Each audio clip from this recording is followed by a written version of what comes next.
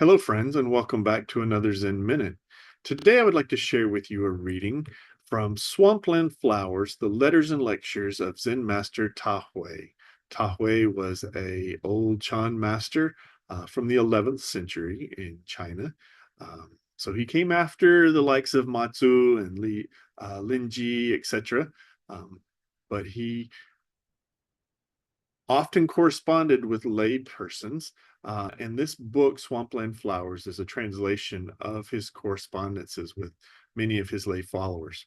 And so in this particular letter, he's writing to Mr. Lu Shunyan. And I really like this letter that he wrote, and I hope you like it as much as I do.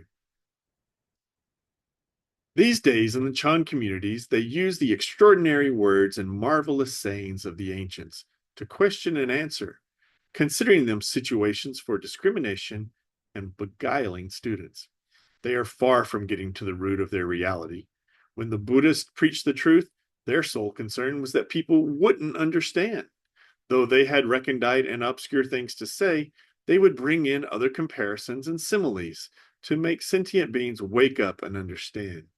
For example, a monk asked Matsu, "What is Buddha?"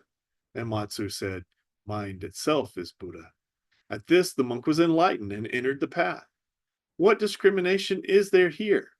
But if the monk hadn't awakened from this, then this very mind itself is Buddha would have been a situation of discrimination. When people engaged in meditation read the scriptural teachings and the stories of the circumstances in which the ancient worthies entered the path, they should just empty their minds. Don't look for the original marvel or seek enlightenment in sounds, names, and verbal meanings. If you take this attitude, you're obstructing your own correct knowledge and perception, and you'll never have an entry. Pan Shan said, "It's like hurling a sword at the sky. No talk of whether it reaches or not. Don't be careless." Vimalakirti said that the truth goes beyond eyes, ears, nose, tongue, body, and intellect. If you want to penetrate this truth, first you must clear out the gates of the six senses, leaving them without the slightest affliction. What does affliction mean? It means to be turned around by form, sound, scent, taste, touch, and phenomena, and not detaching from them. It's seeking knowledge and looking for understanding in the words and phrases of the scriptural teachings and the ancient worthies.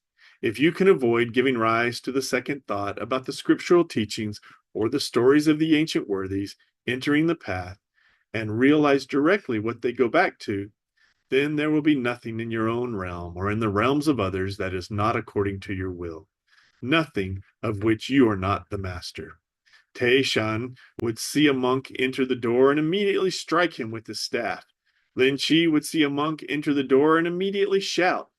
Venerable adepts everywhere call this bringing it up face to face, imparting it directly, but I call it first-class trailing mud and dripping water. Even if you can take it up with your whole being at a single blow or shout, already you are not the man of power. In fact, you have been doused over the head by someone else with a ladle full of foul water. How much the more so if out a shout or a blow you are looking for marvels and seeking subtle understanding.